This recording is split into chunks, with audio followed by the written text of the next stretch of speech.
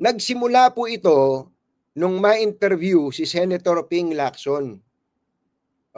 Na-interview po si Senator Ping Lacson noong nakaraang linggo, kung di ako nagkakamali, September 28. Ano po?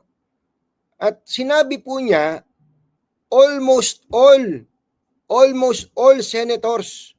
Yun po sabi niya, almost all senators ay meron daw pong insertion. Natin tong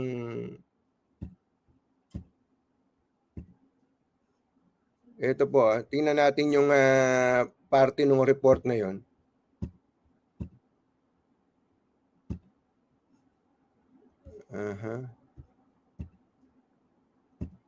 Dali lang po Bye. Ito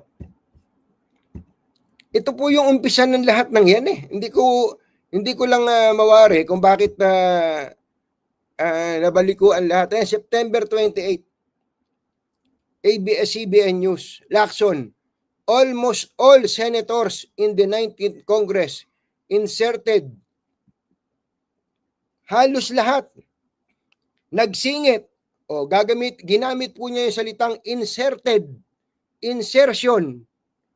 Ang isiningit daw ay magkano? Around 100 billion worth of items sa 2025 budget. Alam nyo, nakausap ko si Senator Ping Lacson tungkol dito. At nagkasundo po kami, kaya almost all ang kanya ginamit, sapagkat meron pong isang senador noong 19th Congress na hindi na naging parte ng deliberasyon ng budget ng 2025. Sino po yon? Sino po yon, mga kababayan? Si Senator Sani Angara, sapagkat siya po ay nai-appoint na DepEd Secretary. Sa madaling salita, mga kababayan, ang sinasabi ni Senator Ping Lacson, pag inalis mo si Sani Angara, lahat ng senador ng 19th Congress ay may insertion ng 2025 budget. Kasama po ba si Senator Risa Ontiveros sa lahat? Kasama po ba siya? Pagka tinanong mo tong mga kakamping na matigas ang ulo, sasabihin na hindi kasama. Si Senator Ping Lacson ang nagsabi niyan eh. Si Senator Ping Lacson po. Kaya kung ang pinag-uusapan natin dito dapat niyong awayin, bagamat okay lang din naman na awayin niyo po ako. Okay lang din naman na awayin. Pero awayin niyo naman ako sa issue. Sa issue. Tulad nito, si Senator Ping Lacson nagsabing lahat ng senador, kasama doon si Senator Risa Ontiveros, may insertion. Sino bang nag-umpisa niyan? Kami namang mga makukulit na reporter, nakapaghanap po ng mga detalye, mga magulang at mga mahal na taga-subaybay.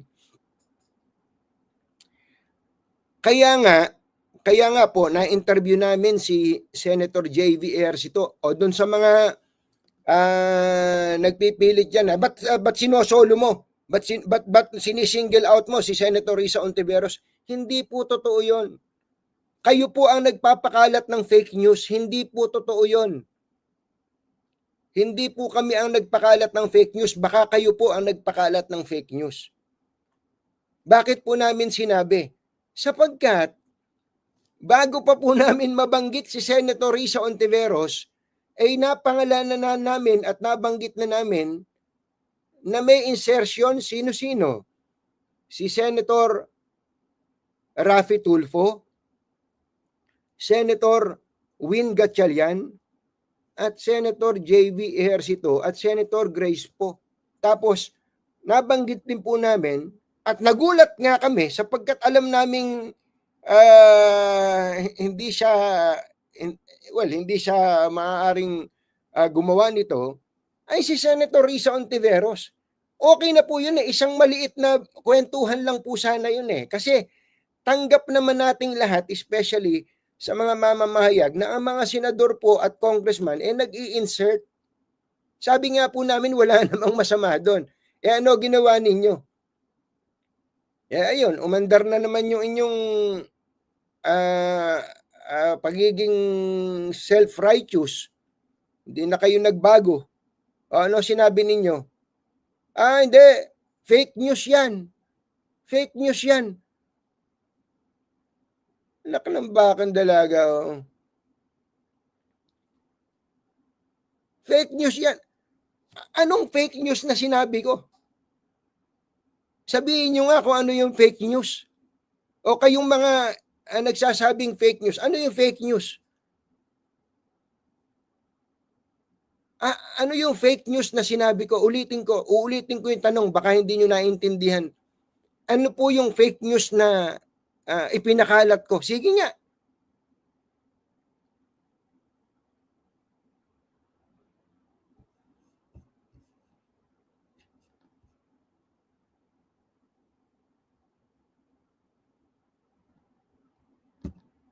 Ito, babasahin ko lang ito para ito commercial lang to, commercial.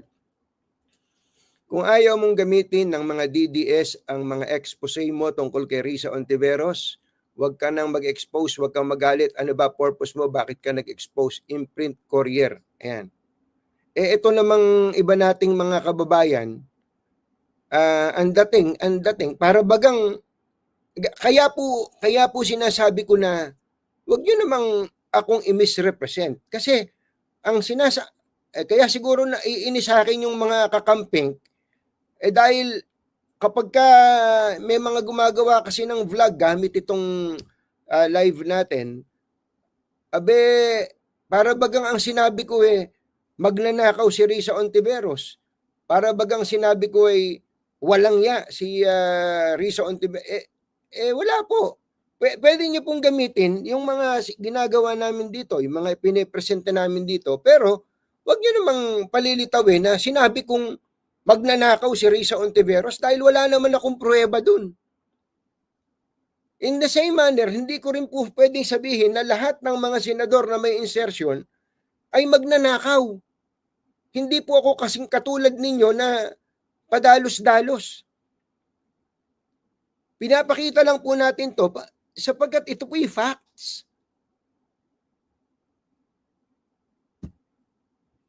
Wag niyo misrepresent. Okay tayong talamitam dito, mag-iskrimehan tayo ng karunungan dito dahil alam ko naman na pare-pareho po tayong mga may nalalaman sa batas o one way or the other. Pero wala po tayong sinasabi na magnanakaw si Senator Risa. Ayun po yung pinabanggit ko. Kung DDS kayo, galit ko kayo kay Senator Risa Ontiveros, pwede niyo pong gamitin yung aking facts na inilalahad, pero wag niyo sasabihin sinabi ko na magnanakaw si Risa Ontiveros.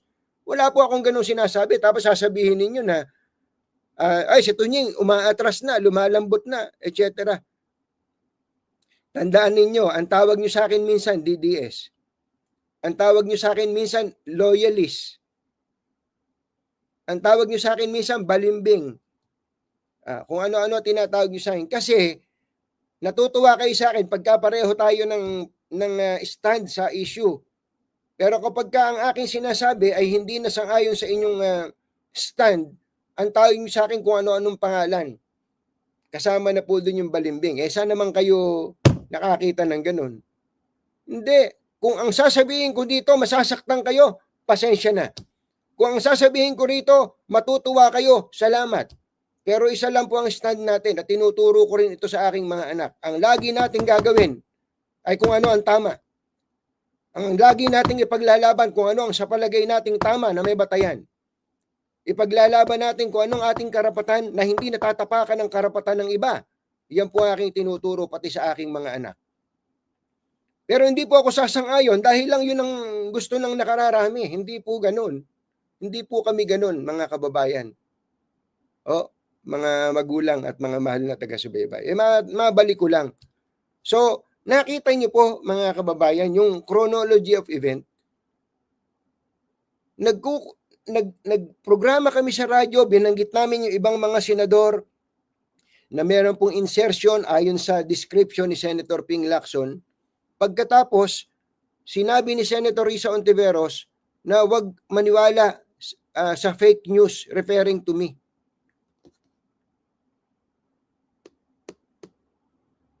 Papayag, kung kayo sa katayuan ko, papayag na lang bang kayo na mamarkahan kayo ng fake news kahit hindi naman totoo? Ay hindi. Kaya po, naglabas po ako ng dokumento, ng pruweba, resibo, na ang amin pong sinasabi may batayan. At ang totoo nun, kung ang sinabi namin ay hindi totoo, kung ang pinresenta naming mga papel ay hindi totoo, ang dali-dali naman pong sabihin ng opisina ni Senator Risa Ontiveros na, "Hoy, Tunying, mali yan, hindi totoo yan, hindi amin yan. Yung project na yan, hindi amin yan." Eh, dali naman nun eh. Kaya nga ang tanong ko, ano sa sinabi ko ang fake news? Uulitin ko, kayo pong mga matatalino, pati yung mga abogadong kakampi ni Senator Risa Ontiveros, ituro ninyo kung ano yung fake news na sinabi ko.